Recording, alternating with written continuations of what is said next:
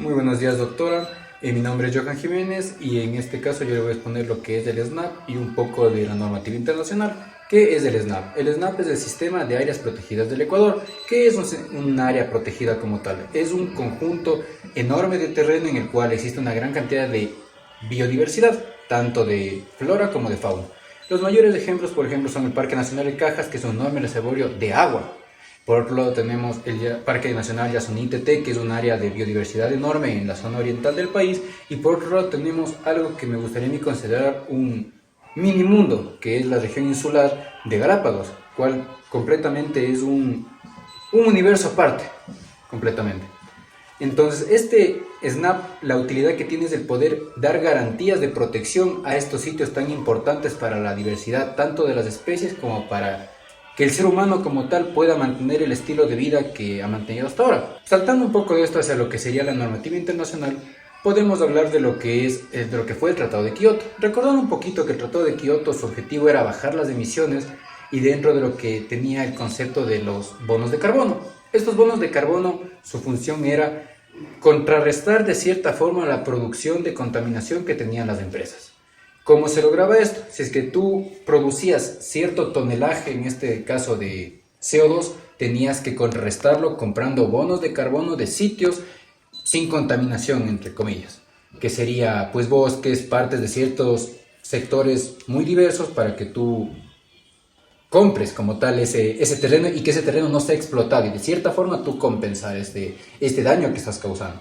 Esto era la normativa de Kioto. Actualmente se mantienen varias cosas, pero en el tratado de lo que es París. Eso es lo que yo podría hablar de la normativa internacional. Siempre hay que recordar que esta normativa lo que es para proteger estos sitios tan importantes para el ser humano. ¿Por qué? Porque de cierto punto podría cada país tener una normativa que afecte, que vaya en contra de la propia naturaleza y por tanto en contra de las propias personas. Entonces, esta normativa internacional es una pequeña garantía, un pequeño seguro al cual se puede recurrir como población para evitar que sea damnificada a estas zonas. Gracias.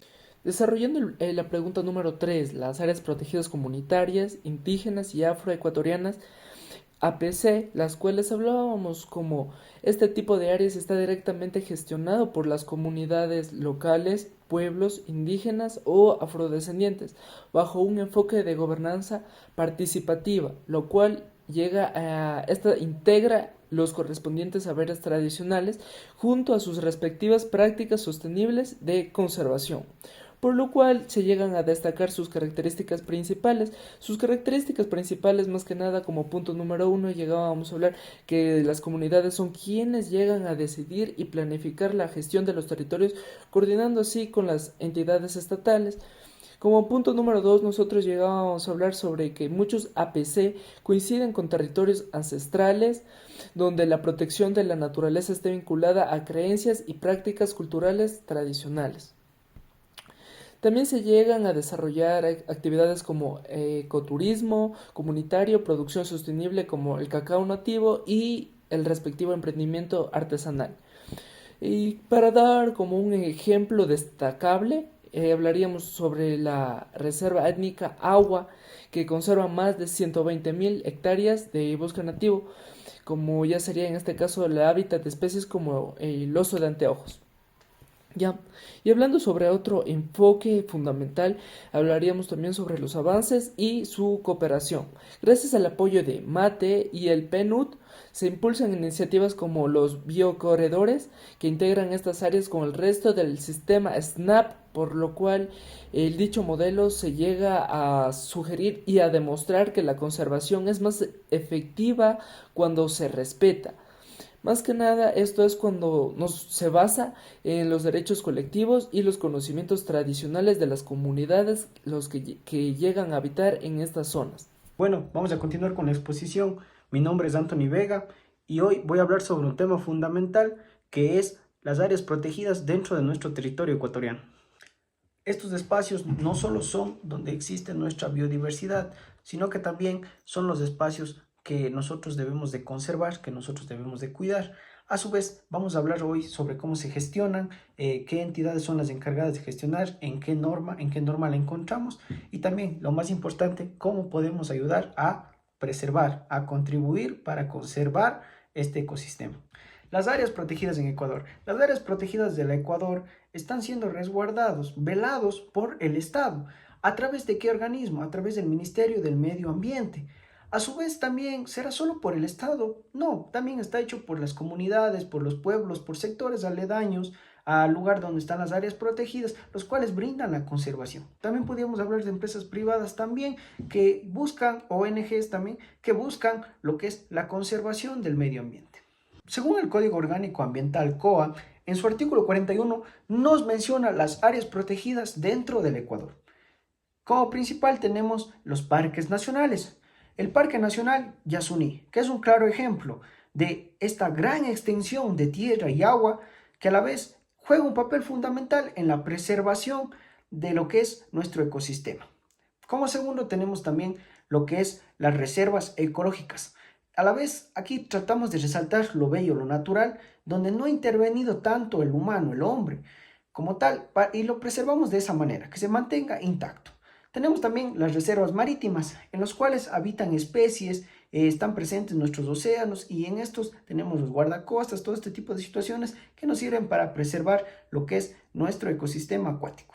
Llegando nosotros a desarrollar el punto número 5, los requisitos para la declaratoria de áreas protegidas del Ecuador, hablaríamos que, de acuerdo con lo establecido en el artículo 40 del Código Orgánico del Ambiente, hablábamos sobre que la designación de una zona como área protegida se fundamenta en varios criterios técnicos, ecológicos y socioculturales, los cuales justifican su conservación y su respectivo manejo sostenible, por lo cual se debe tomar en cuenta los siguientes criterios. Como punto número 1 podríamos hablar sobre la presencia de los ecosistemas relevantes, los cuales más que nada llegamos a hablar sobre la región debe contar con sistemas representativos o estratégicos, cuya preservación contribuya con la estabilidad ecológica de la zona. Como siguiente punto llegaríamos a hablar sobre los hábitats en riesgo. Se dará prioridad a las áreas donde se encuentren ecosistemas en peligro, ya tales como los manglares, bosques secos o húmedos, los cuales enfrenten amenazas por actividades humanas o factores naturales. Como cuarto punto nosotros llegaríamos a hablar sobre las especies únicas y amenazadas, las cuales es cuando el territorio en cuestión debe ser hogar de flora o fauna que corra un riesgo inmediato de desaparecer. Y luego nosotros llegaríamos a hablar sobre lo siguiente, que llegarían a ser los beneficios ecológicos clave, los cuales más que nada habla sobre que la superficie analizada debe ofrecer de forma complementaria los servicios ecosistemáticos, tales como la regulación del ciclo hídrico, la amortiguación de las avenidas de agua y su respectiva prevención del deslizamiento. Luego nosotros aquí hablamos sobre el último punto, y uno de los más fundamentales, los cuales hablaríamos sobre la importancia cultural o espiritual, la cual se debe considerar que es el significado simbólico que el paisaje tiene para comunidades indígenas o para los grupos los cuales más que nada han venerado esos espacios a lo largo de sus generaciones. Su presencia es la cual exige respeto constante hacia las prácticas y creencias vinculadas hacia la tierra.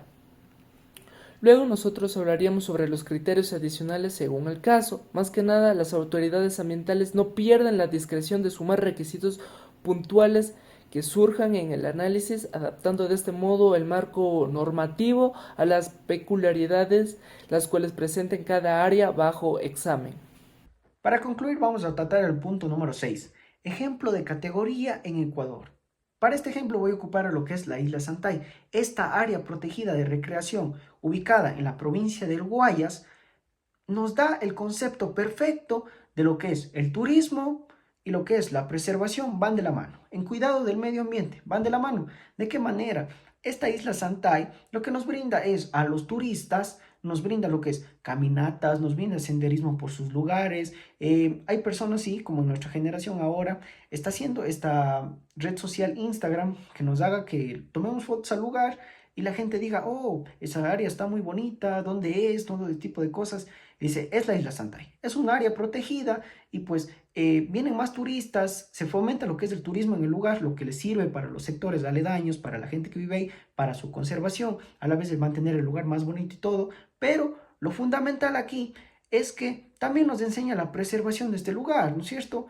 A nosotros como turistas nos asemeja que sintamos sentirnos bien en este lugar. ¿Por qué? Porque forma parte de nuestro ecosistema, formamos parte de este y no le hacemos daño. Entonces, aprendemos el turismo y también la preservación, lo cual van de la mano.